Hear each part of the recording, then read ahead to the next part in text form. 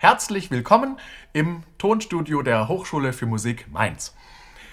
Heute widmen wir uns einem ganz spannenden Thema, nämlich dem Thema der Interpretation, dem Abenteuer Interpretation. Warum ist das ein Abenteuer? Man könnte ja sagen, wir sind als Künstler ja nur Nachschaffende. Der Komponist hat alles aufs Papier gebannt in diesen vielen kleinen schwarzen Pünktchen und wir müssen nur einfach reproduzieren, was dort steht.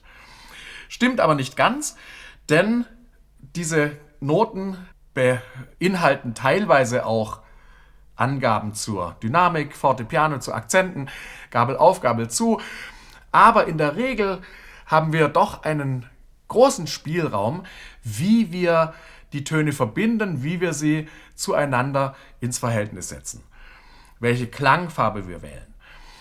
Und diesen Spielraum sollten wir künstlerisch nutzen, aber nicht in eine künstlerische Willkür ausarten lassen.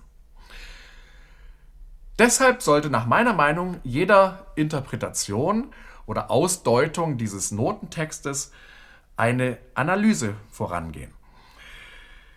Aus welchen musikalischen Parametern ist unsere westliche klassische Musik zusammengesetzt? Ich glaube, die 4 wichtigsten sind Melodie, Harmonie, Rhythmus und Form. Diese 4 musikalischen Parameter oder Gestaltungselemente verbinden die Töne zu bestimmten Strukturen, die eine Einheit bilden. Und jetzt ist die spannende Frage, ob jeder dieser Parameter vielleicht eigene Tendenzen hat, wie er die Lautstärke beeinflussen will, beziehungsweise was wir als stimmig und natürlich empfinden, wenn es um die Gestaltung der Lautstärke geht. Beginnen wir mit der Melodie. Die Melodie, also eine Folge von Tönen unterschiedlicher Höhe im sukzessiven Verlauf, horizontal, die miteinander verbunden sind und eine Einheit bilden. Diese Melodie hat aufsteigende und absteigende Teile. Ja? Ich bin der Meinung, dass wir analog dem Sprechausdruck oder der Sprechstimme, der Benutzung der Sprechstimme, aufsteigende Tonfolgen als spannungszunehmend empfinden und meistens auch beim Sprechen dann mit der Stimme lauter werden und absteigende Tonfolgen als Entspannung empfinden und dabei leiser werden.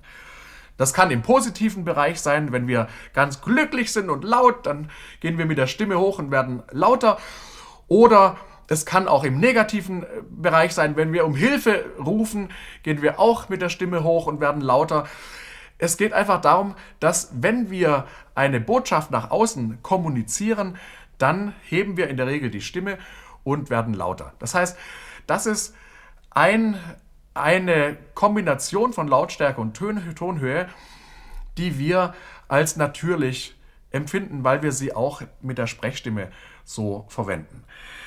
Eine Melodie wie zum Beispiel das Thema aus dem Beethoven-Violinkonzert würden wir dann also so spielen, dass die aufsteigende Tonhöhe mit einem Crescendo versehen ist.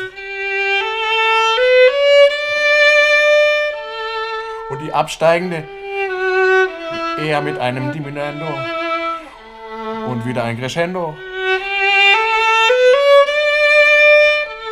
Und die absteigende wieder als Entspannung. Ja? Das würden wir als natürlich empfinden. Aufsteigende Tonhöhe mit Crescendo, absteigende mit Diminuendo. Es gibt natürlich auch Ausnahmen, aber ich glaube, in der Regel ist das eine überzeugende Variante. Was passiert, wenn wir jetzt dieses Thema zum Beispiel so spielen würden, dass wir eine starke 1 spielen und dann die aufsteigende Tonhöhe leiser werden lassen?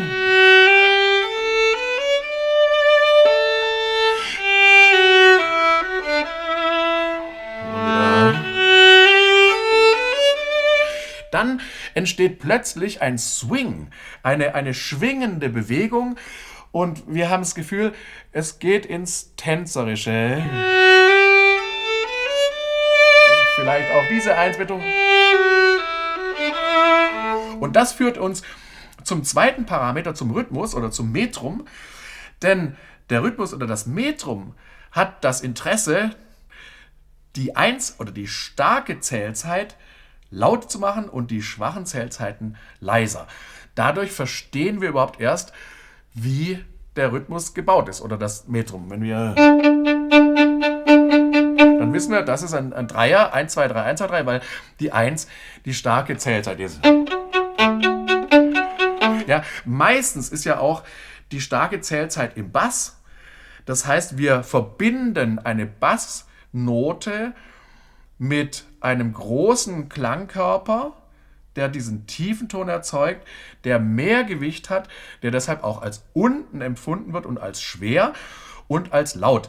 Weil in der Regel die großen Klangkörper lautere Töne erzeugen als die kleinen. Also die Kuh ist lauter als das Vögelchen. Ja, dadurch auch eine gewisse natürliche Zuordnung von Lautstärke zu Tonhöhe und besonders eben im Tanz kommt das zum Ausdruck. Also die Melodie orientiert sich eher am Sprechausdruck, an der Sprache, der Rhythmus eher am Tanz oder an der Bewegung. So, was macht die Harmonie? Die Harmonie kommt uns meistens durch die Kadenz, tritt sie in Erscheinung. Das heißt, die Töne, die jetzt vertikal übereinander erklingen, ergeben verschiedene Akkorde, die auch wieder in ihrer Abfolge ein Verhältnis von Spannung und Entspannung mit sich bringen. Und ich greife nur das prominenteste Beispiel heraus, die Dominante und die Tonika. Und bin der Meinung, dass die Dominante auch Dominante heißt, weil sie dominiert. Sie ist also stärker und wenn die Tonika auf die Dominante folgt, ist es in der Regel eine Auflösung. Ja? Das empfinden wir auch wieder als stimmig. Das heißt, Dominante dominiert. Und jetzt kommt die Dominante und Auflösung in die Tonika. Anderer Bereich der Harmonik oder der Harmonie ist natürlich auch die Dissonanz und die Konsonanz. Also wenn wir dissonante Akkorde haben, dann werden sie aufgelöst in die konsonanten Akkorde.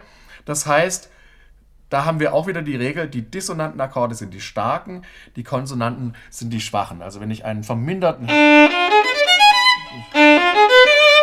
dann wird er aufgelöst in einen Konsonantenakkord, der dann als Auflösung auch schwächer gespielt wird.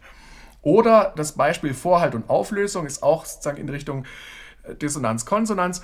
Dann würden wir auch den Vorhalt, der sozusagen ein leiterfremder Ton ist, in der Harmonie, auf der er steht, wird stark gespielt werden und die Auflösung ist entsprechend schwächer.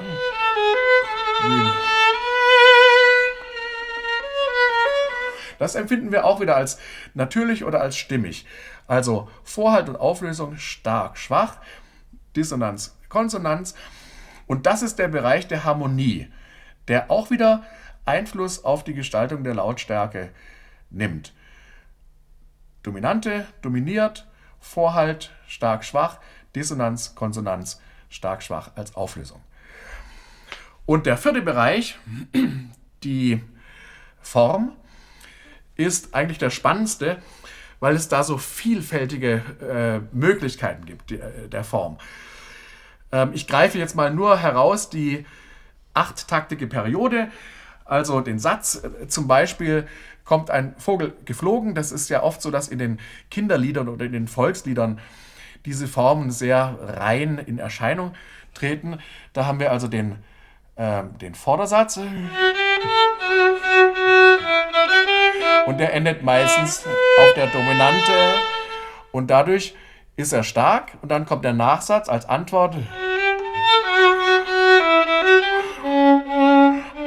der dann eine Auflösung bringt und die Sache wieder zum Abschluss bringt. Also Vordersatz mit Dominante am Ende und da würde ich also unbedingt stark werden. Antwort als Auflösung schwächer werden. Oder anderes Beispiel, die Barform kommt auch viel öfter in der Literatur vor, als wir es wahrnehmen.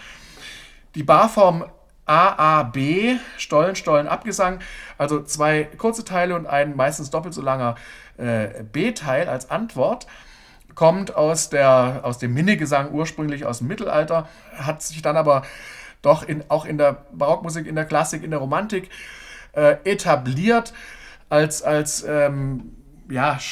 schlüssiges Modell, Melodien zu bilden. Beispiel Mendelssohn zweites Thema im Violinkonzert im ersten. Das ist der erster Stollen, Gegenstollen. Und dann kommt im Orchester der Abgesang.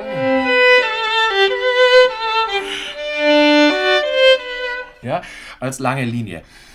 Oder kennen wir von Hänschen klein ging allein in die weite Welt hinein. Also eine kurze Linie, noch eine kurze und dann die lange. Da müssen wir zum Beispiel aufpassen, dass wir nicht aus dem Abgesang 2 kurze Teile machen. Hänschen klein ging allein in die weite Welt hinein. Dann würden wir die Barform zerstören. Ja? In der Musik ebenso. Im Boccherini Streichquintett kommt dieses traurige Thema in den zweiten Geigen. Das war der erste Stollen, zweiter Stollen, Abgesang. Ja, also ganz deutlich Stollen, Stollen, Abgesang. Und jetzt ist die spannende Frage, wie phrasiere ich das? Soll ich die beiden Stollen gleich spielen? Also zum Beispiel mit dem Schwerpunkt am Kopf.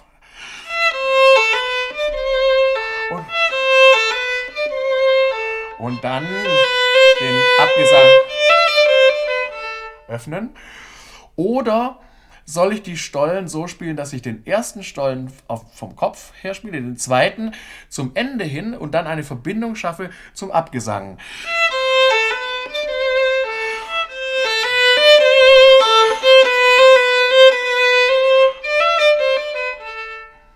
Vielleicht auch eine Möglichkeit. Oder ich drehe um. Ich mache den ersten Stollen zur Mitte hin, phrasiere ich, und den zweiten vom Kopf weg.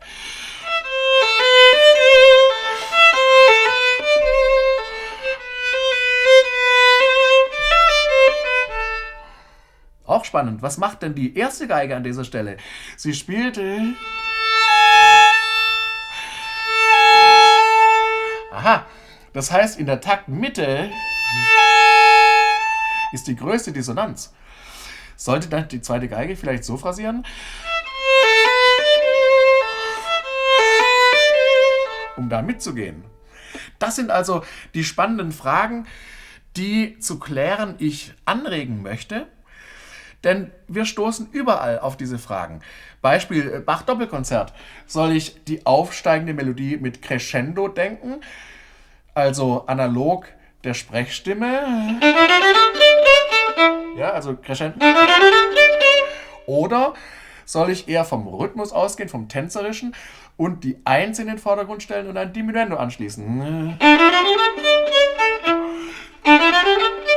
Was ist passend? Ich bin der Meinung, die erste Variante, aber das sind die künstlerischen Freiheiten, die sich eröffnen. Bach E-Dur Violinkonzert. Aufsteigende Dreiklangsfigur mit Crescendo.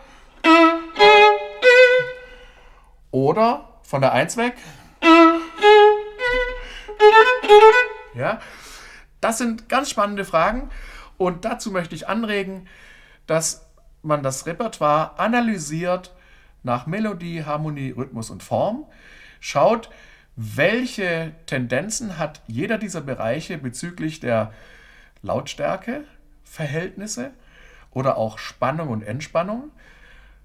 Wobei ich sagen muss, dass Spannung und Entspannung nicht zwangsläufig mit einer Zunahme der Lautstärke und Abnahme der Lautstärke verbunden sein muss.